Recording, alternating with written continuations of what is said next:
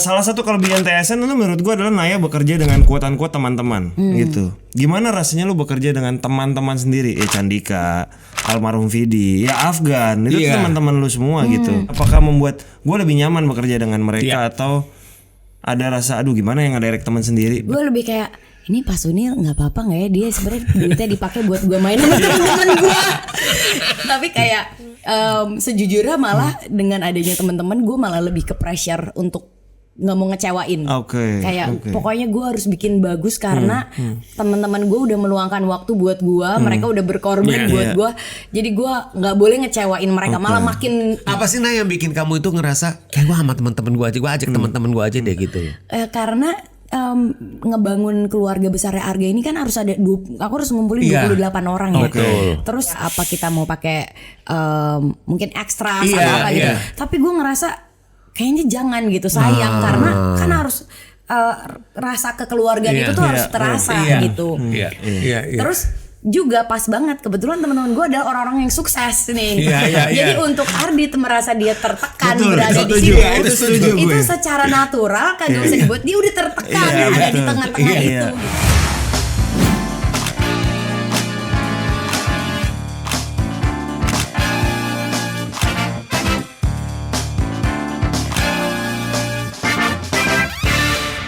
Halo teman-teman, balik lagi di program Di Belakang Layar. Hari ini kita kehadiran sutradara dari sebuah film yang mungkin pada saat kita tayang mendekat ke 3 juta penonton. Benar, atau mungkin udah lebih kali ya. Semoga mendekat. Ya, pokoknya mendekat. Kok gak pede sih sama film gue? Bukan gak pede. Gue jadi tersinggung. Yang bikinnya ada di sini loh. Ini baru pertama kali loh. Kita belum kenalin udah ngomong loh. Itu bintang tamunya loh. Kita kehadiran Naya Anindita dari sutradara dari Tunggu Aku Sukses Nanti. Naya terima kasih udah hadir. Ini kan kita tapi kali kami sudah 2 juta penonton, alhamdulillah. Iya. Siapa tahu sih weekend ini 250 ribu, 3 juta bisa sih. Ada long weekend Dip. Ada. Jumat Sabtunya Jumat libur. Ya udah, semoga pada saat kita tayang udah 3 juta. Gitu dong. Oke. Amin. Enggak pede gitu. Amin. Kan saya juga ada matematis ya gitu loh gitu. Kalau lo ngomong 4 juta lebih nggak logis gitu. Tapi 3 juta mungkin. 3 juta masih bisa lah. Realistis sampai minggu depan. Bulan depan bisa. Semoga finishnya di atas 5 juta kan tadi. Harapannya di atas 5 juta ya. Amin. Kan kalau katanya bermimpi itu harus setinggi-tingginya. Betul dong ya. Ya gue setinggi-tingginya aja. Setuju. Gue juga pas nih film gue cuman panik gitu. Kalau filmnya nggak turun-turun gimana gitu. Agak lain kan maksudnya. Ya ini kan udah hari kita film Lebaran tayang tanggal berapa sih kemarin? 18 kan? Bukan 17 18 ya. Sekitar segitu lah ya. Udah mau sebulan lama lah. Gimana sih Lain rasanya 2 tahun berturut-turut punya film Lebaran dan box office. Gokil. Gak banyak loh punya prestasi kayak gitu. Takut gue sebenarnya, takut banyak musuh, takut. Enggak sih. Kenapa sih pada rasa takut itu kenapa coba kalau boleh di ini? Sebenarnya kan itu kayak hot seat kali ya buat semua PH dan director juga pasti mungkin gak juga punya privilege seperti itulah ya. Jadi gitu. sebenarnya gue bersyukur banget gue bisa ada di titik ini karena gue juga sebenarnya nggak pernah menyangka bakal dibawa ke sini. Sebenarnya gue berkarya aja gitu. Cuman ya alhamdulillah 2 tahun berturut-turut kena Lebaran. Ada nervousnya juga karena takut ekspektasi orang terhadap gue terlalu semakin lama semakin tinggi dan takut gue mengecewakan, tapi di sisi lain juga khawatir juga karena aduh ini kan banyak orang yang mau ada di posisi ini ya, nanti gue takut punya banyak musuh. Tapi gini loh, satu hal ya Dip, mungkin buat teman-teman juga perlu tahu juga, sebenarnya Naya itu kan bukan sutradara baru-baru banget di industri film, ya kan? Kalau seingat gue tadi kita sempat ngomong, Naya kan udah ada kurang lebih udah ada 15 tahun di industri film sebenarnya kan. Dengan film pertama kalau nggak salah Sundulgan, gue juga di sana kan main, seperti itu. Jadi kalau kita lihat Naya sekarang bisa mendapatkan posisi seperti sekarang, itu juga gak instan sih sebenarnya menurut gua. Itu bukan privilege, memang itu sudah waktunya. Sudah waktunya. Kamu bukan sesuai privilege. Kan sebelumnya pernah mendirect Egnoid, itu telurnya belum pecah aja. Gitu ya. Iya, ini emang pecahnya sekarang, apalagi sekarang. Ini kan udah 2 kali lebaran, masa nggak 3 kali lebaran? 3 kali lebaran bisa lah. Bisa lah ya. Nah, 3 kali lebaran apalagi kalau 3 kali ntar box office juga. Ya, wah makin susah nolak job. Aduh. Karena hal paling susah tuh kalau udah jadi Naya bukan dapet job, nolak job. Iya sih, benar sih. Gue yakin pasti itu lebih susah. Lebih susah sih. Gimana WhatsApp yang masuk ini, saya tahu banget. Iya, bener sih. Itu ada betulnya. Tapi ya, alhamdulillahnya sekarang gue jadi bisa lebih memilih ya. Maksudnya cerita apa yang pengen gue bikin sama lebih ke punya dapat banyak kepercayaan dari produser. Jadi ruang kreatif gue udah lebih luas lagi. Kalau dulu mungkin gue juga mungkin produser juga belum sepede itu kan sama gue, dan gue pun juga jadi nggak pede juga karena kalau misalnya produser nggak pede, jadi lebih banyak ngalahnya gitu kan. Kalau sekarang gue jadi merasa ruang gerak gue secara kreatif jadi lebih luas, jadi ibaratnya gue mau bikin seperti apapun sesuai dengan kemauan gue ya diiyain gitu, dan mereka percaya kalau gue mampu mendeliver itu dengan baik. Nah kalau gue pengen juga ke Naya. Waktu Naya pertama kali direct film Tunggu Aku Sukses Nanti itu udah tahu belum bahwa ini adalah film buat lebaran? Kalau gue jujur udah tahu. Lu udah tahu? Oh sudah tahu. Gue dari awal ngobrol sama Pak Sunil itu gue ingat banget gue diajakin meeting sama dia karena dia sempet galau nih, ini gimana menurut kamu ini works nggak ya gitu. Dia masih galau gitu karena secara story itu buat tayang di nggak buat as a movie gitu kalau diproduce gitu. Terus gue kayak berusaha untuk nge-convince dia bahwa Pak ini bakal works banget karena film ini itu ngomongin soal film bagaimana pressure keluarga besar yang semua orang akan relate. Gak cuma orang Islam doang gitu. Semua ras itu bakalan relate dengan isu ini gitu. Plus kita bakal ngebungkus ini tuh dengan ringan sehingga orang tuh nonton tuh rasanya nggak terlalu heavy gitu. Ketika kita bungkus ini dengan ringan, harapannya adalah orang mau ngajak dan nonton berkali-kali karena ya nggak apa-apa, gue enjoy kok nontonnya gitu. Karena gue bisa merasakan kadang gue pun personally kalau misalnya filmnya heavy tapi bagus, aduh gue mau banget nemenin lo nonton misalnya kayak abis cerita temenin gue dong, aduh gue mau banget tapi filmnya heavy jadi gue harus mempersiapkan mental gue untuk nonton kedua kalinya. Tapi kalau filmnya ringan kayak ya gue don't mind nonton berkali-kali nemenin yang lain buat nonton gitu. Karena ya itu juga yang terjadi di Komang gitu. Komang tuh alhamdulillah mungkin dapat 3 juta penonton, banyak banget yang DM gue, mereka nonton ke 4 kali, ke 5 kali, ke 3 kali karena kita nge-packagingnya seringan itu gitu. Jadi kayaknya easy to watch movies tuh buat orang, karena sekarang orang juga butuh banyak entertainment juga kali ya. Hidup juga udah berat kayaknya. Jadi kayak nonton film kayak gini tuh jadi escapismnya mereka juga gitu. Nah, waktu kamu pertama, apa yang bikin kamu yakin? Gue ngomongin yang Tunggu Aku Sukses Nanti dulu ya, TASN kita bilang gitu ya. Waktu kamu itu pertama kali ngerasa yakin bahwa film ini works itu setelah kamu ketemu dengan yang punya ide cerita atau kamu baca skripnya? Setelah aku ditelepon ngomongin soal ide ceritanya, aku udah tahu mau bikin apa. Jadi ketika aku denger kayak oke, gue tahu akan kayak apa nih film. Langsung ada gambar dan aku tahu ini bakalan works gitu. Aku tahu at least aku nggak ngomongin secara numbers karena aku nggak tahu, tapi aku tahu ini bakal resonate ke banyak orang karena ceritanya tuh deket banget gitu. Dan aku karena aku juga punya pengalaman yang sama sama Arga di mana aku juga berjuang 15 tahun di Indonesia ini.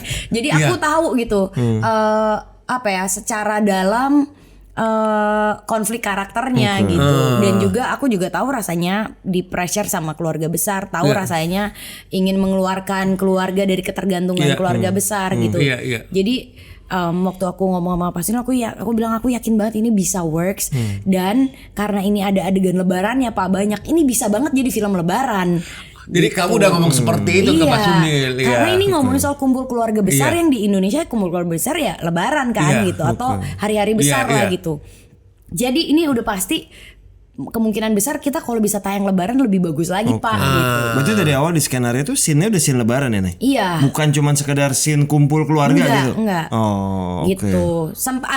Kayaknya sampai draft 2 tuh masih ada kayak kumpul keluarga, jadi lebaran mix gitu. Arisan keluarga gitu. gitu. Tapi bisa.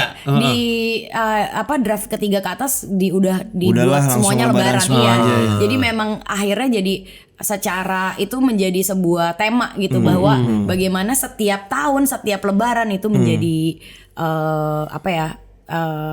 si karakter utama ini menjadi ajang untuk pembuktian diri gitu. Oke. Ketika lu baca skenario pertama gitu, apa hal yang dari lu baca akhirnya pas syuting lu rubah, ada nggak yang Banyak sebenarnya. ada hal major nggak yang misalnya sekarang kalau orang nonton nih aslinya nggak gini loh gitu? Banyak sebenarnya. Ending filmnya berubah. Oh, oke. Apa yang bikin kamu pengen Plot merubah? twist di filmnya itu tadinya kan tahu kan plot twistnya ya. iya. Tadinya plot twistnya itu di akhir. Iya. Terus gue rubah ke tengah. Terus udah gitu Arga reveal karakternya Tante Yuli akhirnya ternyata begitu, itu harusnya pay off di akhir. Itu gue rubah jadi ke tengah juga. Terus endingnya soal tadinya endingnya ngomongin soal gimana dia akhirnya juga dapat kerja, ditawarin kerja gitu sama si temennya Tante Yuli ini, dia ditawarin dan dia akhirnya kerja. Itu juga gue rubah jadi kayak enggak, gue kurang suka dengan itu karena itu terlalu menurut gue nggak realistis gitu karena terkadang kita udah kerja keras mati-matian dan kita masih nggak sukses dan itu emang proses dan itu nggak apa-apa gitu dan itu yang pengen gue tampilin di ending filmnya, bahwa bukan soal dia akhirnya kerja sukses tapi bagaimana makna sukses itu adalah dia merasa cukup dan dia menerima diri dia kayak ya udah kondisi gue saat ini sekarang begini dan nggak apa-apa dan keluarga gue begitu ya nggak apa-apa juga gitu. Jadi akhirnya ya endingnya juga lebih message-nya lebih ke situ. Dan si penulis juga menerima perubahan itu ya. Dan itu kaum gue juga gitu kali mungkin kaum gue ya itu juga yang kalau gue menurut gue penonton yang sudah menonton film TASN itu ngerasa bahwa ya hidup memang seperti itu, nggak fairy tale kok sebenarnya kayak gitu. Ya bagaimana lu bisa embrace situasi sama kondisi lu itu dengan hati yang senang aja kayak gitu loh, bisa menerima gitu. Tapi gue masih punya harapan untuk gue tetap bisa sukses kan kayak gitu kan. Bahkan, itu sih kamu gue. Bahkan ada yang bikin Justice for Andin. Nah, wah sampai jadi ada perbincangan dan perdebatan gitu kayak tim Arga, tim Andin, semua kayak pada marah-marah kayak kenapa sih Andin dibuat putus, kenapa sih dia udah dari nol gitu.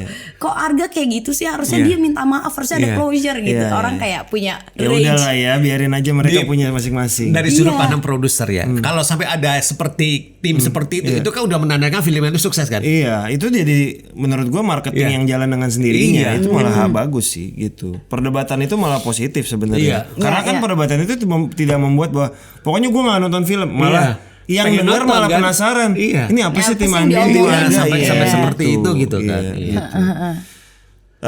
Salah satu kelebihan TSN itu menurut gue adalah Naya bekerja dengan kuat-kuat teman-teman gitu. Gimana rasanya lu bekerja dengan teman-teman sendiri? Candika, almarhum Vidi, ya Afgan, itu teman-teman lu semua gitu. Gimana rasanya? Apakah membuat gue lebih nyaman bekerja dengan mereka atau ada rasa aduh gimana yang ngedirect teman sendiri? Betul. Gue lebih kayak ini Pak Sunil nggak apa-apa nggak ya, dia sebenarnya duitnya dipakai buat gue main sama teman-teman gue. Dia tahu ini sebenarnya kita nih ya sebenarnya nongkrong sambil kayak iseng-iseng bikin project nih, dia tahu nggak ya? Tapi dibayar nih dia keberatan nggak ya kalau dia tahu? Tapi kayak sejujurnya malah dengan adanya teman-teman gue malah lebih ke pressure untuk nggak mau ngecewain, kayak pokoknya gue harus bikin bagus karena teman-teman gue udah meluangkan waktu buat gue, mereka udah berkorban buat gue, jadi gue nggak boleh ngecewain mereka, malah makin drive. Apa yang bikin kamu milih teman-teman, termasuk juga kamu milih Marcella Ave juga kan? Apa yang milih kamu, yang menjadi motif inilah pertimbangan kamu, gue milih aja deh kami sampai Mbak Renita pun nyelip ya? Gitu. Tete juga nyelip kan, Renita Sari juga nyelip kan? Bukan cuma satu scene, 2 scene lagi. Nah actingnya oke loh kalau menurut gue untuk newcomer. Gitu. Nah, apa sih yang bikin kamu itu ngerasa kayak gue sama teman-teman gue aja, gue ajak teman-teman gue aja deh gitu?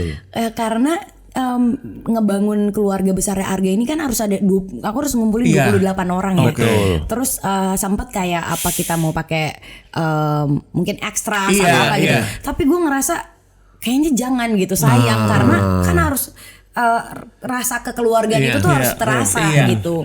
Terus kenapa teman-teman, karena ya gue merasa ya udah gue coba dulu aja dari yang terdekat gitu, mau nggak mereka iseng bantuin gitu. Jadi sebenarnya gue modal nekat aja sih nanya-nanya. Yang gue tawarin sebenarnya banyak yang bisa aja nih kebetulan yang akhirnya terkumpul gitu. Kayak ini nggak bisa, ya udah gue coba lagi, gitu. Terus kayak gue ngerasa dengan karena teman-teman juga, jadi kan gue juga udah kenal mereka secara dekat ya, jadi udah tahu kayak oh nih karakternya, karena sebenarnya di skrip kan nggak ada tuh karakter si sepupu ini kayak apa, si tante Yara tuh jadi ya gue akhirnya ngebangun background karakter berdasarkan mereka juga gitu, jadi ya udah lu be yourself aja. Terus juga pas banget kebetulan teman-teman gue adalah orang-orang yang sukses nih. Jadi untuk Ardit merasa dia tertekan berada di situ, itu secara natural kagak bisa dibuat, dia udah tertekan ada di tengah-tengah itu gitu kayak. Setuju itu. Bu Renita, lu gimana nggak tertekan gitu kan? Afgan tertekan. Caca gitu dengan buku, buku segala. Jadi dia dengan sendiri kayak, aduh gue doang nih yang nggak punya, yang cuma gini doang. Aduh. Tepat sekali itu, bahkan Dit yang membuat acting lu keluar tuh karena itu. Nah, gue kan ini lagi proses pemilihan yang jadi Arga itu tough gak? Sampai akhirnya ke Ardit. Tough banget dan bahkan tadinya pas Sunil nggak mau ya kayak lebih ke Ardit nih siapa sih? Saya kok emang dia main di mana? Kok kayaknya nggak gitu kedengeran gitu. Terus karena belum pernah main sama Rapi seingat gue. Even satu scene kayaknya belum deh. Belum kayaknya. Belum pernah Terus ya aku bilang itu yang main di Sate Gagak, yang main ini. Duh tapi ini komedi ya, terlalu komedi, dia bisa ngedrama. Dan aku ngotot, bener-bener ngotot, Pak bisa Pak, dia bagus.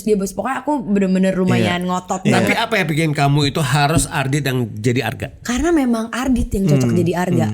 Bahkan saking aku kepinginnya, dia dan pengen kayak Pak Sunil nonton videonya terus kayak ya udah deh oke nih. Aku udah bilang, Dit lo datang pakai baju kemeja putih bawahan hitam ya, kayak lo mau ngelamar kerja. Itu waktu ketemu mau pertama screen test. Lo datang pakai baju putih. Lo sampai ke directnya sampai gitu ya kemeja kan? putih, celana hitam, pakai baju terus pakai tas lempang gitu, tahu kan Dit? Iya, pokoknya lu karyawan baru lah. Pengangguran mandesu. Pokoknya lu harus kayak gitu. Yaudah, dia benar-benar datang abis udah naik motor kan, dia datang jadi kayak udah buka helm, rambutnya acak-acakan, pakai tas. Assalamualaikum, ini Arga. Dari dia muncul gue udah inilah Arga, fix dia Arga. Ya udah, terus begitu di casting aku juga waktu itu minta dua, yang satu versi drama, yang satu versi ada hint of komedinya. Itu harusnya dari turun motor lu ada rekaman video. Iya. Tapi garis besar tadi kan Naya sempat bilang nyamannya kerja sama temen. Kalau dari gue sih produser itu make sense. Karena kan kalau kita ingat toko sebelah kita kerja bareng, isinya komika yang teman-teman. Even agak lain itu membuat kursi sutradara, kursi produser membuat lebih mudah, lebih nyaman gitu kerja sama temen. Dan gue yakin ada sense of belonging dan suportifnya itu sih yang merasakan. Merasa kita sama-sama memiliki project ini gitu. Itu sih yang krusial sih. Dan menurut aku bersyukur banget ya, karena ternyata menyatukan mereka itu ternyata secara begitu ketemu tuh langsung nyambung dan langsung jadi keluarga beneran. Udah biasa ngobrol bareng kan. Kalau kita nonton filmnya juga kita nggak ngerasa tuh mereka acting kok. Gue nggak ngerasa Cacal acting, gue ngerasa Terry ini acting enggak loh. Natural aja kayak gitu aja. Dan itu yang akhirnya bikin semuanya tuh ngerasa ketika datang ke lokasi syuting tuh kayak mau main gitu, kayak nggak berasa syuting kan. Sampai promo pun juga, ayo dong kita kemarin habis promo nih di Bandung 9 orang. Gue lihat itu kayak mereka malah seneng, malah semangat kayak malah nanya kapan promo lagi ya kan? Tapi kita pengennya disatuin semuanya bareng naik bis kemana gitu. Mereka malah suka gitu. Dan itu yang menurut aku susah didapat ya. Chemistry itu dan energi itu nggak yang cuman udah gue di sini kerja ya udah gitu. Tapi emang benar-benar karena kebersamaan itu gitu. Ya semoga kebersamaan ini bisa menghasilkan minimal 5 juta penonton tadi ya. Amin. Dan juga sebenarnya kalau menurut gue ya, kalau tahun lalu Komang di FFI itu juga kan dapat beberapa nominasi juga ya. Nah kalau menurut gue juga, ini menurut gue aja di FFI tahun ini juga sepertinya juga TSN juga kayaknya akan mendapatkan beberapa nominasi juga sih Komang. Amin. Ya kan kemarin di Komang dapat dari Festival Film Bandung ya, sutradara terpuji ya. Gitu. Minimal Ardit deh masuk karena menurut gue dia deserve untuk ada di situ. Sangat deserve. Amin. Kalau enggak kita mau demo rencananya. Nah kalau nggak dapat Ardit rencana Demonya akan tapi di mana ya? rencana Ardit akan bikin festival film Ardit. Oh. Jadi dia udah pasti menang. Iya benar. Festival film Malacorp. Oh udah pasti talent gue sendiri ya. Gitu ya. Oke, baik. TSN ini film keberapa lu ya Nay? Film 5. pertama lu tuh Sundulgan, lalu Berangkat. Iya. Abis Berangkat, Egnoid. Komang. TSN ya. Film kelima. Nah, yang justru aku pengen nanya itu adalah kenapa dari Egnoid ke Komang tuh jedanya cukup lama ya lu sebagai director? Itu dalam proses itu kamu ngapain aja ada itu? series itu. Iya. Pandemi juga di sana. Pandemi. Terus Yang gua tahu kan Naya sempat ngerjain juga Imperfect the series. Sebelum itu ada yang sama Gika Indonesia Kaya, Indonesia iya, Kaya kan musikal. ngerjain juga Itu musikal. dimana gue ketemu Ibu Renita Iya, gitu. iya itu kan. Iya. Sebenarnya di satu sisi jujur gue ada traumanya karena 3 film gue flop. Oke. Kayak yang pertama Sundulgan tuh mungkin kayak 22.000 apa 30.000. Iya. Terus Berangkat tuh 50.000 kali ya. Tapi gue suka banget Berangkat Nay. Iya, alhamdulillah ya. Terus Egnoid? Terus Egnoid juga 80.000. Iya, Pokoknya semua total film gue tuh bahkan kayak film pertama gue lebih mahal tiketnya dibanding jumlah penontonnya. Tiketnya 50.000, penontonnya 35.000, nangis. Tapi dan ketika kegagalan itu dilihat banyak orang, itu lama-lama gue juga jadi mempertanyakan diri gue juga gitu. Kapasitas lu sebagai seorang sutradara Iya, kayak gitu. apa jangan-jangan gue sebenarnya nggak bisa ya, apa gue nggak mampu ya, apa mungkin gue I'm not good enough gitu untuk jadi seorang sutradara. Iya. Jadi gue juga sempat mempertanyakan itu juga dan sempat insecure juga gitu sama diri gue Kamu sendiri. lama nggak di situasi seperti itu, Nay?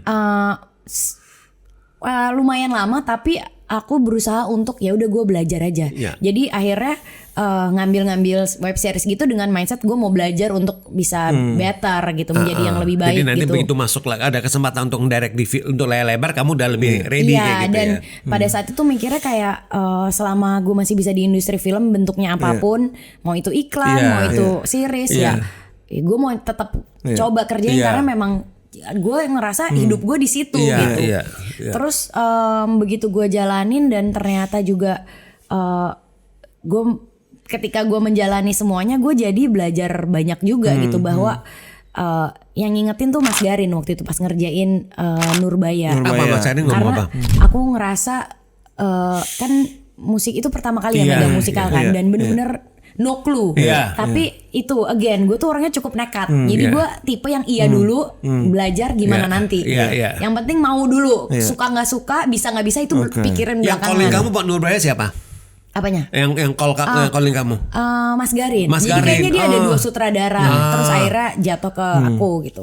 Terus begitu aku jalanin aku kan nggak bisa tuh. Jadi banyak belajar juga lah gitu. Banyak trial errornya juga di Nurbaya. Terus sampai aku bilang sama Mas Garin kayaknya aku kayak banyak gagalnya di sini. Jadi maaf ya kalau kurang maksimal gitu setelah pas rap. Maaf ya Mas, saya kurang maksimal di sini, tapi ya saya udah berusaha semaksimal saya gitu. Terus Mas Garin bilang kayak enggak, kamu harus lihat itu setiap project itu kamu harus lihat bagaimana kamu bertumbuh di setiap projectnya. Dan saya ngelihat kamu bertumbuh di sini. Jadi kamu nggak gagal. Di situ akhirnya ngerubah perspektif aku bagaimana melihat project gitu. Bahwa sometimes it's not about numbers, tapi bagaimana di setiap project itu gue justru grow.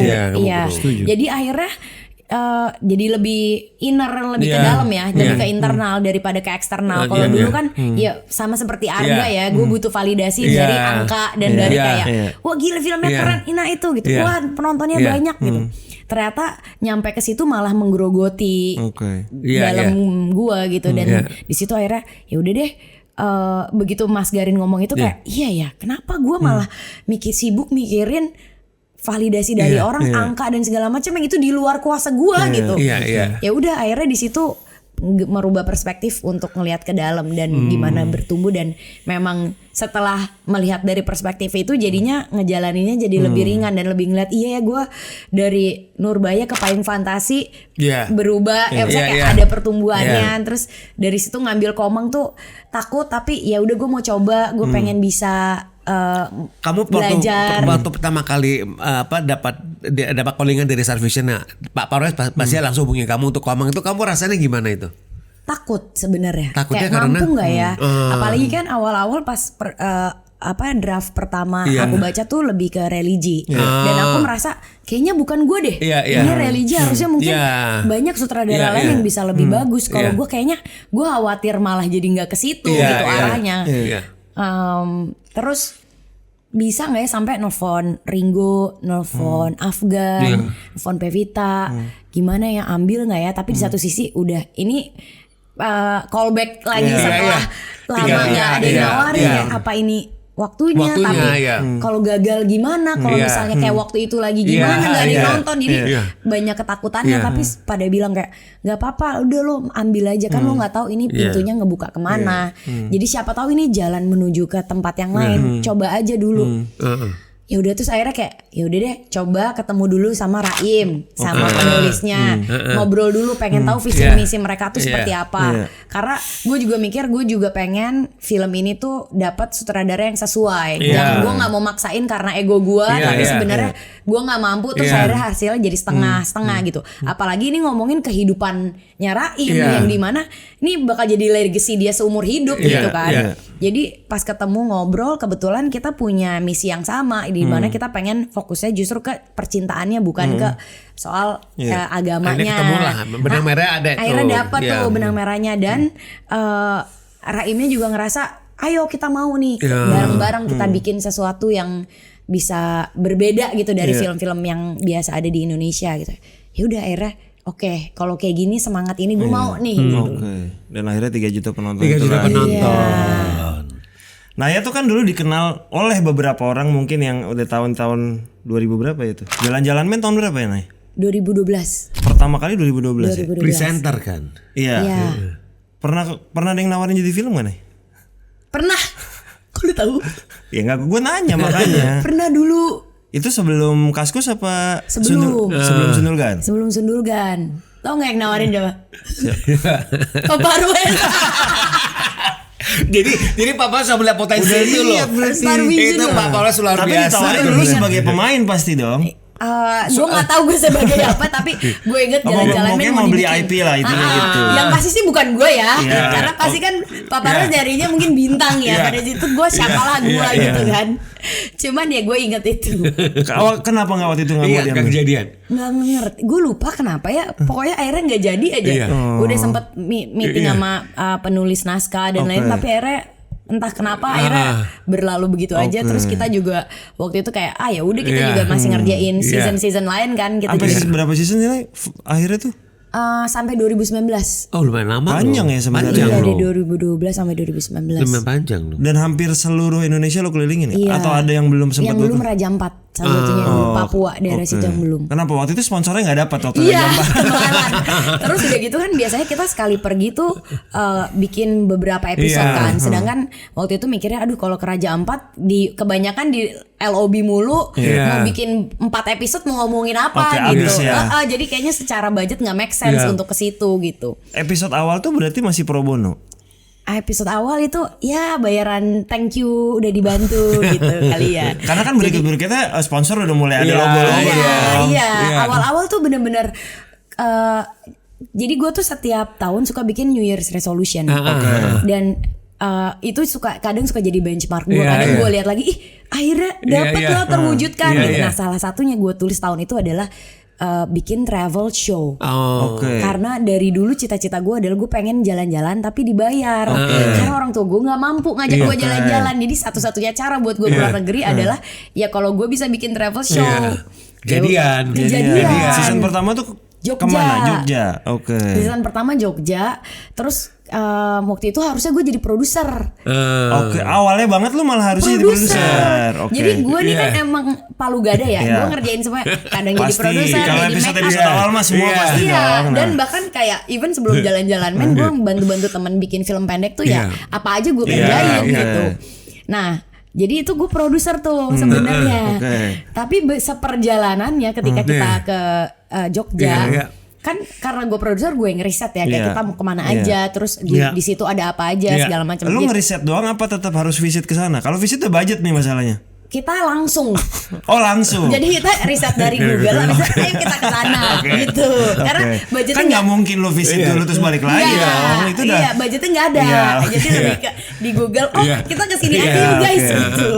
Terus habis itu karena gue cukup dalam risetnya, jadi yang tahu lebih banyak info soal tempatnya, lukisannya apa tuh gue sebenarnya. Jadi gue suka ngabisikin Jebrau kayak ini tempatnya ini gitu.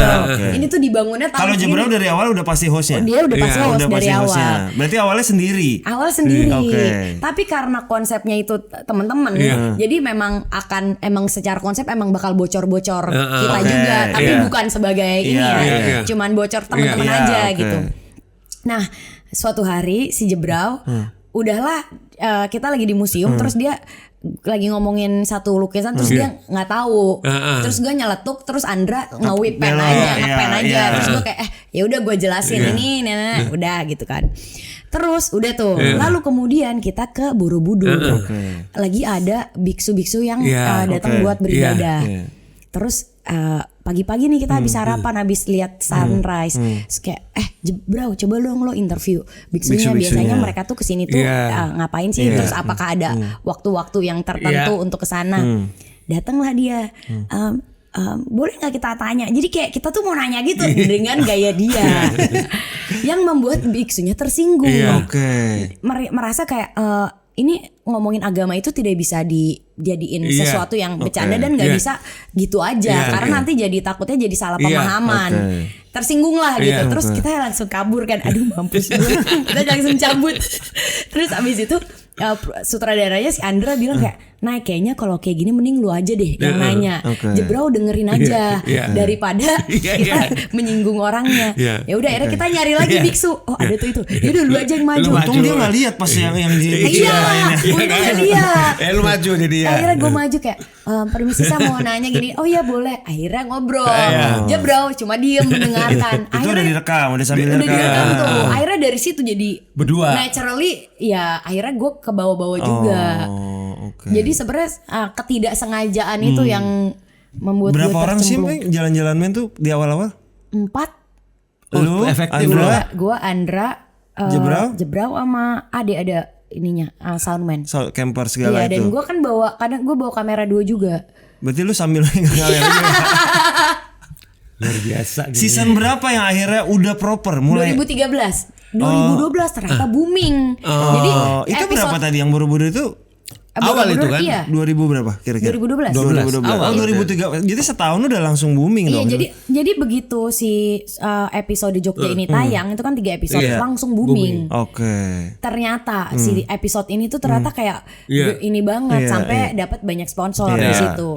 Jadi begitu masuk 2013 kita mulai nambah nih krunya. Jadi kayak ada tim time lapse, terus ada jadi berenam gitu. Oh, sama lumayan lah akhirnya timnya agak mulai itu berkembang. berenam sampai 2019. Berenam sampai ya sempet 2019 apa 2018 tuh nambah lagi. Agak lebih banyak lagi, mungkin jadi ber9 gitu. Kayaknya kalau gue mau tarik-tarik tadi Pak Pares menghubungin, gue feeling ya, ini feeling aja ya Pak Pares ya. Di tahun itu berarti peluangnya ada 2. Jalan-jalan men atau satu film lagi yang akhirnya dipilih. Trinity Traveler. Ardit jadi pacarnya Trinity Traveler tuh mau di Ayunda kalau nggak mau di Ayunda. Jadi pacarnya mau di Ayunda. Wow, canggih juga loh. Canggih kan di situ. Itu bikin 2 loh, itu kan langsung back to back syuting. Yang kedua dia nggak ada. Nggak ada dong, kan cuma sekatusin. Kalau nggak salah diputusin ya udah. Udahlah selesai emang. Nah emang lebih cocoknya jadi bukan jadi pacarnya mau di Ayunda. Tapi pacarnya di TAS cakep-cakep ya. Iya bener juga. Bener. Emang sekarang udah waktunya gitu. Mungkin ya. Kayaknya tahun-tahunnya kayak Trinity Traveler di tahun itu. Iya betul. Lu nggak respon langsung mungkin. Enggak sebenarnya kita nggak deal. Atau mungkin aduh ceritanya kurang nih gitu kali ya. Ini kayaknya nggak komersil nih, terlalu absurd. Tapi lu kuliah tuh nggak film ya Naya? Film. Lu tuh kuliah film ya? Film, gue ngambil mass communication tapi majornya film. Oh, di Malaysia dulu kan? Di Malaysia dulu. Iya, Malaysia. Habis itu kamu lanjut lagi ke Australia. Enggak, di Malaysia tapi ngambil double degree. Oh, selesai tapi itu Naya? Selesai. 4 tahun. Kenapa kamu milih Malaysia kuliah di sana? Lebih karena sebenarnya karena kakak aku mau kuliah di Malaysia. Jadi dia dapat beasiswa di Malaysia tuh di Multimedia University. Terus gue dimusuhin nih waktu oke, SMA. baik. Terus kayak nggak punya teman, dimusuhin, terus kayak Kabur akhirnya aja. pengen mau pindah sekolah tapi kelas 2 SMA Nanggung. nanggung kan Iya, satu. iya. Akhirnya riset lah. Ternyata di Malaysia itu bisa kelas 2 langsung pindah ngambil pre-university kayak foundationnya gitu dan langsung penjurusan gitu kan kasarnya. oke. Wah, ini adalah celah gue untuk kabur. Akhirnya ngomong ke orang tua, boleh nggak misalnya aku pindah daripada mama sama papa invest setahun kelas 3 yang belum jelas, terus kemungkinan besar lulusnya juga kecil karena matematika aku udah pasti jelek, jadi mungkin kampusnya juga nggak akan kampus-kampus yang bagus. Mendingan langsung dibawa ke Malaysia dan selesai lebih cepat gitu. Akhirnya pindah beneran? Pindah. Kelas 3 itu? Iya, jadi berarti di kelas 2 beres kelas 2 langsung pindah ke sana ngambil foundation. Jadi jadi dari foundation sampai lulus Bachelor of Arts itu 4 tahun. Jadi malah jadi lebih cepat akhirnya. Jadi di KL 4 tahun jadinya. Iya, 4 tahun. Lebih cepat itu. Lebih cepat. Cepat deh. Gue pikir tadi karena kakak gue di Malaysia ada buy one get one. Oh, ya Konsepnya. kebetulan kan dia beasiswa, jadi yang baik cuma lu. Yang baiknya jadi gue kan. Budgetnya itu hanya buat Iya, naik gitu. Tapi Iya. itu kan gue umur 16 tahun ya gue pindah ke sana.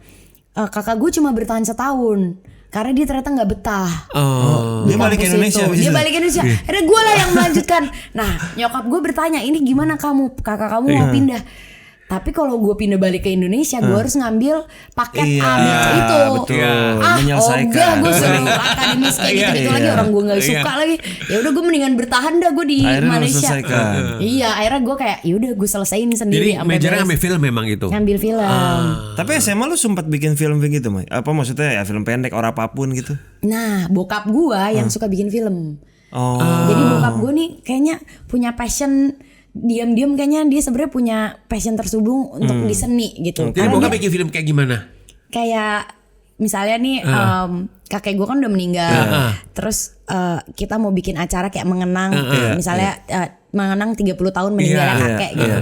Nah, bokap gua bikin nih film kayak biopik gitu, kayak biopiknya Ini pakai kakek apa? gue Pakai gitu. handycam gitu? Pakai handycam. Terus jadi adek gue jadi kakek gue kecil, kakak gue jadi kakek gue besar, Oke. gue jadi adeknya kakek gitu. Terus jadi gitu. Masih sekeluarga sedarah jadi masih acting. belief ya? Iya, Oke. kayak jadi sekeluarga tuh kita acting. Terus itu niat banget sampai ke Sumedang ngerekam, karena kan kakek gue lahir di sana dan misalnya. Terus yang ngedirect bokap nih. Iya, yang ngedirect bokap yang bikin skripnya yang dia, sampai ngedit juga yang dia. edit.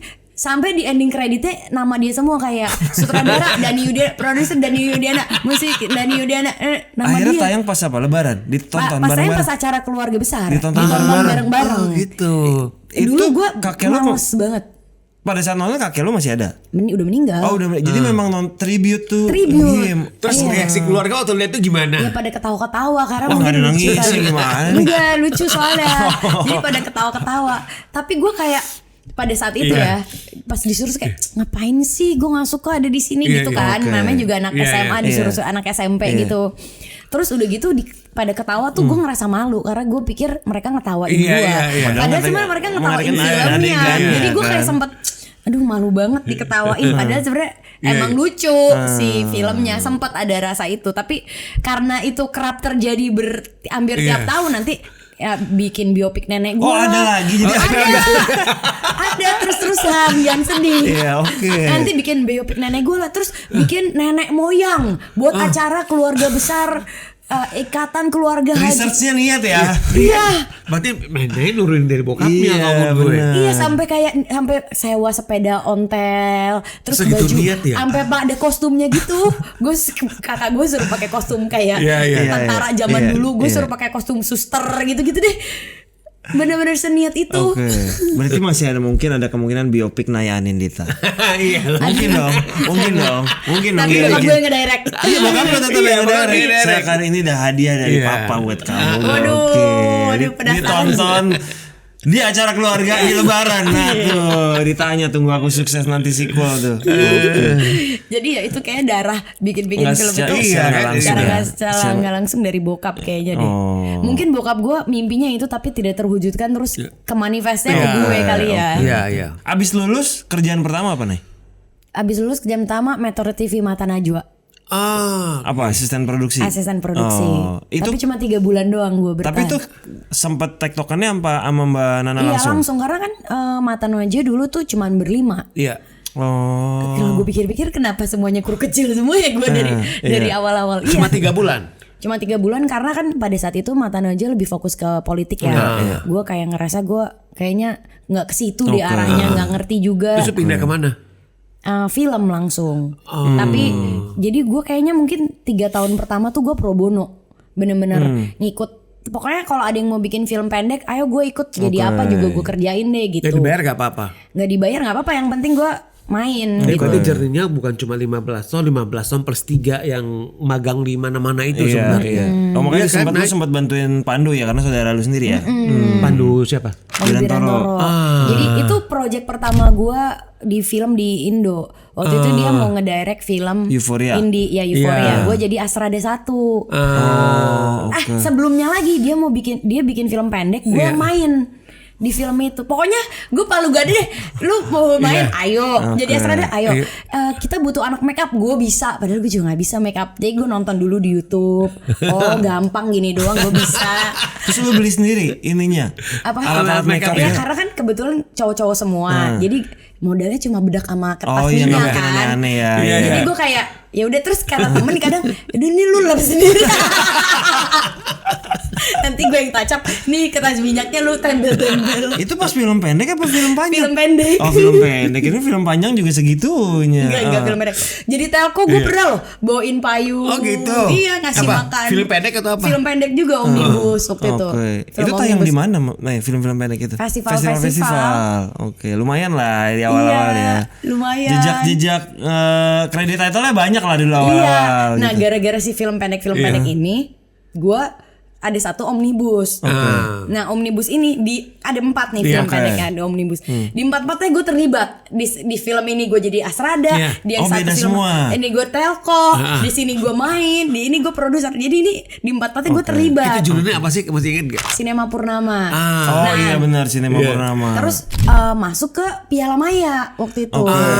Nah di Piala Maya gue pas banget baru beres Ana Ballerina, film pendek pertama gue. Nah pas gue ternyata karena kita masuk omnibus kita ditawarin untuk baca nominasi. Yang kepilih waktu itu gue dan ada satu pemain namanya Timi, berdua nih. Terus gue bilang kayak ke panitianya pas ditawarin, boleh nggak sebelum aku baca nominasi aku pasang teaser Ana Ballerina karena aku baru beres film pendeknya. Kan waktu itu masih santai ya Piala Maya. Oh iya boleh emang nggak lama kan, enggak cuma 1 menit. Ya boleh nanti kita pasangin. Biar kayak kan di situ adalah ajang semua produser ada kan, semua filmmaker. Akhirnya pas gue naik ke panggung baca nominasi, nominasinya ini terus kayak oke, sebelum kita baca pemenangnya saya ingin menunjukkan teaser film pendek saya yang pertama saya buat, judulnya Ana Ballerina. Kan itu ada proyektor gede gitu. Putar lah. Taunya kagak ada suaranya. Cuma gambar doang. Akhirnya gue jadi pitching session. Kan gak mungkin gue diem kan semenit, awkward. Jadi gue kayak ya jadi Ana Ballerina ini menceritakan tentang Enggak, jadi itu kesalahan file apa kesalahan teknis? Kesalahan teknis. Untung lo cepet loh. Enggak ada rerun ya? Untung lo cepet loh. Dibenerin kayak diulang sekali lagi. Untung lo cepet langsung lo bisa improvisasi. Jadi akhirnya gue loh. ngeliat ada suaranya langsung. Jadi Ana Ballerina ini menceritakan soal lalalala ini adalah ngebacot selama semenit. Udah beres. Oke, nominasi. Rasanya pengen cepet selesai ya itu. Ya Allah, tapi gara-gara itu ya Mas Tutan lihat. Mas Tutan ngelihat gambarnya, dia penasaran kayak boleh nggak aku mau nonton karena aku ngelihat visualnya aku suka sama treatment kamu, sama style kamu. Boleh nggak nonton filmnya? Oh ya boleh. Janjian lah kita ketemu buat nonton filmnya fullnya. Dari situ sebulan kemudian dia nawarin Sundulgan. Kebayang gak kalau itu ada audionya? Gak mau tuh. Iya. Nah pas nonton dia nonton audionya doang, terpisah. Jadi Mas tadi kan kemarin udah nonton gambarnya. Sekarang ini saya kirim audionya. Audio file biar sambil nyetir bisa dengerin. Betul, gokil. Ternyata ada gunanya juga gitu. Iya, jadi gue merasa perjalanan hidup gue tuh semuanya jadinya menarik nih. Iya, dari yang gue pikir itu adalah kegagalan, ternyata gue berangkat gue pikir gue melihat itu sebagai kegagalan. Ternyata Ernest lihat dan Ernest suka dan dia nawarin Imperfect. Nonton di pesawat loh padahal dia itu. Iya, pas nonton di pesawat. Nah itu kalau nonton di bioskop kayak kurang. Mungkin dia nggak pengen juga gara-gara nonton di pesawat. Karena di pesawat Jangan-jangan di pesawat ternyata audionya juga nggak nyala sebenarnya. Jadi dia gambarin Jadi juga. sebenarnya 3 film lu itu gak fail sebenarnya. Iya itu. Kadang-kadang waktunya mungkin belum tepat tapi ada waktu yang tepat di film berikutnya. Iya mungkin ya. Jadi gue juga dari awal Sundulgan gue pikir ini film terakhir, pertama dan terakhir. Ya udahlah nggak apa-apa, anggap aja gue kuliah film. Ya udah, gue rela gitu nggak apa-apa belajar. Ternyata ditawarin lagi berangkat gara-gara jalan-jalan men. Terus ngerjain berangkat. Ini udah pertama dan terakhir karena mereka kecewa kan filmnya flop. Terus tahu-tahu Ernest suka, terus Angga nonton juga gitu, terus ditawarin Eknoid. Terus Eknoid juga gara-gara Ana Balerina juga salah satu karena agak-agak sci-fi gitu kan. Terus gue kerjain Eknoid, terus Eknoid gagal juga, tapi ternyata dapat lagi. Jadi kayak gue ngerasa jadi itu yang gue belajar dari kegagalan karena ternyata yang kita lihat gagal itu belum tentu sebenarnya itu adalah sebuah petunjuk kalau kita nggak mampu. Sebenarnya itu adalah pembelajaran gitu. Dan ujungnya lu bikin film tentang orang yang gagal mulu ya. Itu kan kayaknya emang journey lu. Makanya gue relate banget sama cerita itu dan gue makanya gue nggak mau terlalu endingnya tuh dibuat seolah akhirnya Arga sukses karena kenyataannya kadang kita udah berusaha kayak apapun yang masih gagal dan nggak apa-apa gitu.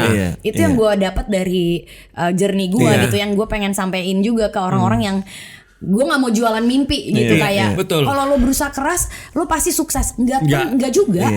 Ada juga orang udah berusaha keras udah 10 tahun 15 tahun kayak gue dan belum sukses baru kemudian 3 tahun kemudian gitu, itu ya ada juga yang begitu dan gitu. ada orang juga yang nggak usaha tahu sukses. Jadi banyak juga belum gitu. tentu juga kalau kerja keras itu sama dengan sukses menurut gue pribadi gitu, sesuai dengan pengalaman gue. Kalau gue sih ini lagi dengan yang apa Mas Kari ngomong ke lu nih, bahwa yang penting ada dalam setiap project, dalam setiap journey itu kita bertumbuh. Kita bertumbuh itu dan ngambil apa sih positif dari film ini yang positif diulang, yang negatif jangan diulangin gitu aja sih. Kalau masalahnya emang jumlah penonton adalah sesuatu yang nggak pernah bisa kita prediksi. Sebagai produser juga kan lu kan. Tapi membuat film yang sesuai dengan kita mau, film yang bagus yang sesuai kita inginkan itu lebih bisa. Jadi itu aja sih menurut gue. Tapi nih gue pengen nanya, kalau dulu dari segi produser dan dari segi artis manajemen ya, kayak misalnya pemain lo atau film lo nih ternyata flop gitu filmnya gitu. Lo ada rasa kayak ini ngapain sih waktu itu ngambil ini, atau kayak kayak apakah itu bebannya jadi dilempar ke sutradara, kayak ini sutradara nggak bisa ngedirect nih, atau kayak tanggung jawabnya sutradara nih film gue flop gitu atau gimana? How do you see it? Kalau dari sisi gue, yang penting dari awal kita udah jelas mau bikin film yang bagus, film yang baik menurut kita. Udah kita proper, bukan yang sembarangan, bukan tiba-tiba, bukan dadakan, kita siapkan dengan baik. Ya udah hasilnya mah udah kita mana ada yang pernah tahu sih film hasilnya 10.000 20.000 atau even 10 juta, jadi udah bikin aja gitu. Kalau gua sebagai manajer ya, sampai sekarang juga kalau ditanya apakah gua masih ke-trigger kalau film itu yang dibenahi oleh talent gue itu flop atau misalkan sukses gitu. Sampai sekarang itu kalau ditanya secara ini masih ada nih gue. Cuma kadarnya itu kalau awal-awal itu gede tuh. Nah gue tuh bisa 2-3 hari gak bisa tidur tuh. Misalkan kayak contoh Sundulgan contoh ya. Itu dia kan harus naikin berat badannya 10 kilo. Habis itu dia harus turunin lagi. Ekspektasi gue itu kan inilah ya. Waktu itu gue juga ngerasa drop banget gitu loh. Maksud gue aduh ini sebenarnya kesempatan Dion itu untuk dia bisa lebih dilihat gitu, tapi ternyata kan enggak kan gitu. Nah bukan cuma Dion doang, tapi kan beberapa talent gue juga film mereka juga kan nggak langsung sukses gitu kan, banyak juga yang flop juga kayak gitu, banyak yang jalan, banyak yang nggak jalan juga. Nah tapi along the way, gue belajar gitu loh bahwa sebenarnya kalau misalnya itu gue selalu jadikan patokan itu buat gue, jadi gue juga nggak tumbuh, gue juga nggak ngajak talent gue juga tumbuh dong gitu loh. Jadi akhirnya gue juga belajar, gue juga ngomong kita ngambil sebuah project ini adalah kita memang udah satu karena kita cocok sama ceritanya, kita suka sama ceritanya, kita suka sama karakternya. Kemudian kalian ngobrol sama sutradaranya, kalian klik. Yang penting kan itu, maksudnya penting kan pemain sama sutradaranya begitu ketemu kan mereka harus ada chemistry-nya kan. Nah, kalau gue dari sudut pandang gimana, gue sama produsernya juga gue bisa ada chemistry juga bahwa kami ngomong juga kami cocok gitu kan. Ngomongin budget, ngomongin yang lain-lain juga ketemu lah gitu. Nah, nanti ke dalam perjalanan itu kalau memang filmnya itu jalan, oke. Kalau nggak jalan ya udah gitu loh. Maksudnya kita juga bisa menerima seperti itu. Gua akhirnya sampai di titik itu. Tapi kalau misalkan masih itu ada juga, aduh ini kok kenapa nggak jalan ya? Tapi udah nggak kayak dulu sampai berhari-hari nggak tidur. Gua udah nggak di stage itu lagi gitu loh. Dan talent-talent gua juga sekarang juga udah punya kedewasaan untuk bisa menyikapi itu gitu loh. Hal seperti itu. Tapi maksud gua itu proses belajar sih kalau menurut gua sih seperti itu. Kalau dari sudut pandang gua ya kayak gitu. Yang penting sih belajar sih, Nay. Maksudnya tahu bahwa kemarin filmnya gini karena apa ya? Itu tapi menurut gua belajar tuh kadang lebih dari sisi produser, nggak bisa beban angka tuh dikasih ke sutradara. Tapi yang satu adalah yang gue selalu ngomong sama diri gue sendiri, nah sama ke talent gue juga adalah kita no regret. Begitu kita udah sign kontrak, kita nggak akan, maksudnya ya lepas filmnya jalan nggak jalan, nggak ada regret lagi, karena memang kita udah pikirin gitu loh. Karena gue tuh selalu merasa ketika film gagal itu tuh salah gue. Mungkin gue juga tipenya yang kayak ke diri sendiri gitu kali ini begitu kayak aduh ini itu pasti apa karena gue ini ya apa gue harusnya ini, jadi gue langsung nyungsep gitu. Tapi nggak di lu doang loh, untuk pemain juga itu juga mereka ada rasa gitu loh, ini salah gue ya, berarti nilai jual gue nggak terlalu ini ya. Itu gue ngerasakan di beberapa talent gue, mereka punya rasa kayak gitu. Itu yang gue juga ngomong sama mereka, kita jangan ada rasa seperti itu ya kayak gitu loh. Yang penting lu udah mendeliver yang terbaik gitu loh. Lu sebagai pemain, apa yang sutradara pengen dari lu udah kasih. Terus dari sudut profesionalisme, lu diminta untuk promo selama filmnya lagi tayang, kita udah jalanin. Nah, apapun hasilnya udah gitu loh. Jadi bukan di lu ya doang, di pemain juga ada rasa kayak gitu. Menurut gue ya kayak gitu. Enggak sih. Jadi kalau film menurut gue ketika filmnya berhasil ya keberhasilan sutradara, keberhasilan bersama-sama. Tapi kalau gagal, gue lebih memilih gue produser, gue yang berarti gue lebih membanding gue karena gue tidak mempersiapkan, mungkin tidak mempersiapkan dengan baik di part mana gitu. Orang kan selalu bilang nih kalimat-kalimat kalau film gagal, oh promonya nggak kedengeran. Nah, banyak promo yang sudah kita manfaatkan mungkin nggak nyampe ke dia atau mungkin ternyata gue salah memilih. Kadang ada juga apa gue salah judul gue ganti gitu ya. Tapi itu juga kalau di gue biasanya 2-3 hari pertama jadi pikiran gue udah harus move on sih gitu. Udah gitu, lebih ke mencari solusi. Gue harus ngapain ya? Apakah udah gue harus lepas atau gue gas lagi nih untuk semaksimal seberapa sih gitu. Nah itu gimana? Lo tau dari mana? Apa yang lo maksudnya benchmarknya tuh gitu apa? Kayak lepas sama gas atau lanjut kayak gitu gas? Ya intinya kalau misalnya pengalaman di 2 film gue yang hasilnya nggak maksimal, tapi gue di hari pertama tapi belum gue lihat dulu hari kedua, belum hari ketiga, hari keempat, kayaknya udah maksimal segini, tapi gue nggak akan stop. Gue nggak aliran stop. Ayo kita coba semaksimal mana. Jadi seminggu pertama lu masih liatin dulu. Gue lanjut gitu karena gue belajar dari Mbak Mira Lesmana tuh salah satu yang menurut gue kekuatannya gila banget. Lihat hari pertama, lihat hari kedua, hari ketiga, hari keempat masih gas terus, karena menurut dia sampai titik terakhir kita masih bisa berusaha. Itu kita lihat dari Menara Nggak Cinta. Iya betul. Mana itu sih ada film yang hari pertamanya sekitar 30.000 berakhir di 900.000. Itu sih itu amazing menurut gue. Dan butuh kekuatan besar di hari pertama produser bahwa enggak, ini film ini belum berakhir gitu.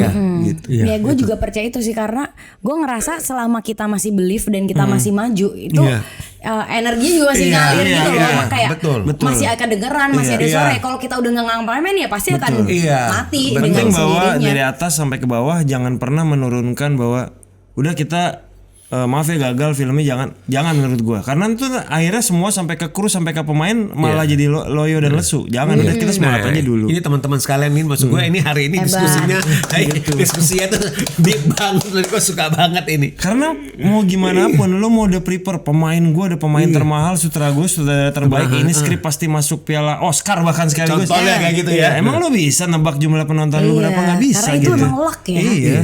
Apakah agak lain menghasilkan jutaan penonton? Lu yakin bahwa besok akan jutaan? Nggak ada yang berani yakin bilang gitu. Tapi lu percaya diri aja bahwa film ini bisa menghasilkan berimpact buat orang banyak gitu. Tapi maksud gue yang menariknya ya ini, maksud gue itu mungkin teman-teman yang mendengarkan kita, yang menonton kita itu kalau mau gue sih Naya mau ngomongin sisi yang salah satu kalau gue itu adalah salah satu yang mungkin orang juga berpikir sutradara nggak akan berpikir kayak gitu, pasti sukses gak sukses gue nggak peduli, gue udah menjalankan tugas gue sebagai sutradara dengan baik, gue udah dibayar, gue melakukan segala macam, ya jalan ya urusan produser.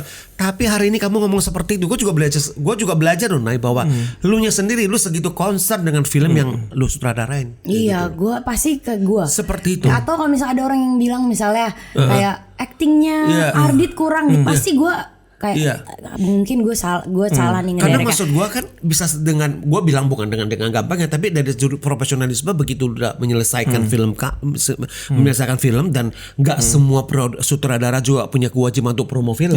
Iya dong, begitu udah menyelesaikan udah selesai, jarang aja bukan urusan gue udah move ke another project gitu loh maksudnya. Kan realitanya kayak gitu.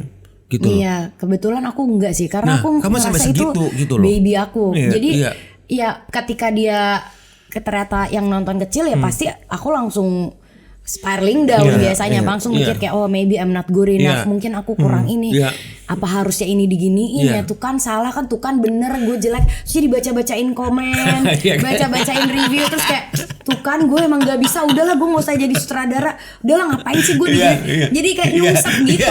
Ya membuat catatan tuh perlu sih menurut gue, tapi kan kadang-kadang kalau kita baca review, ini dari ada 100 review. Nah, misalnya ini, ada nih. Itu sebagai produser lu boleh ngasih tips. Ini kan ada 100 review. Ada 4 yang negatif. Kenapa lu fokus 4 negatif? Yang 96 muji lu loh. Kadang kita lebih mengapresiasi 4 yang ini lah, yang 96 ini apresiasi lu. Ini poinnya bagus banget gitu. ini. Iya, gitu karena loh. terkadang kita fokusnya sama hal yang negatif, bukan yang jadi positifnya. kita malah nggak mengapresiasi bahwa 90 orang yang memberikan apresiasi bagus kayak gitu loh. Dan itu nggak dibayar ya, mereka genuine kayak gitu. Iya, kemarin waktu itu juga waktu pas gue galau gara-gara Sundul kan, temen gue bilang, Nay, tapi lu terus sadar nggak ada 30.000 orang yang nonton film lu, itu banyak loh, dari lu bukan siapa-siapa sutradara, ada 30. Iya sih, 30.000 orang datang ngasih, nih lo taruh 30.000 orang di ruangan ini, itu banyak. Dan waktu itu kan si Dion sama siapa Albert Halim itu mereka juga kan masih baru, masih rookie juga di industri film sebenarnya. Belum tahu lama kan mereka ada di industri kan kayak gitu.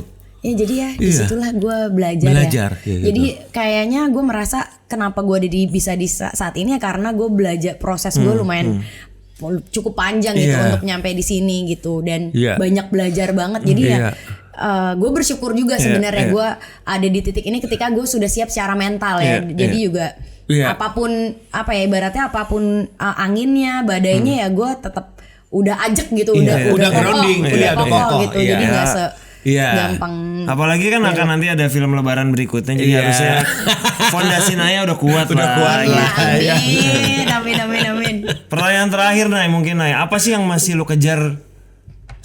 Film box office udah. Box office 2 tahun berturut-turut udah, mungkin tahun depan box office 3 tahun berturut-turut. Gak cuma sekedar box office loh, tapi pencapaian secara artistis juga oke, karena ada pengakuan dari festival juga kan kayak gitu. Ya nggak tahu misalnya, kayak cita-cita gue nextnya punya PH untuk memproduksi Another Jalan-Jalan Men bukan gue gitu kan. Mau banget. Nextnya gue pengen bisa kayak Imaginary. Cita-cita amin. Ya mungkin sister company dulu deh ya, nggak segede Imaginary, kita tapi bisa kayak, bersaudara kan. Bisa bersaudara. Terus mungkin kayak mulai ngerjain film-film yang gue tulis sendiri. Itu sesimpel itu sih. Sama ya gue ngeliat dari Imaginary ya, dan gue berkaca sama PH-PH yang sangat appreciate kru dan pemain gitu. Gue ngeliat kayak gue juga pengen ada di bagian movement itu gitu.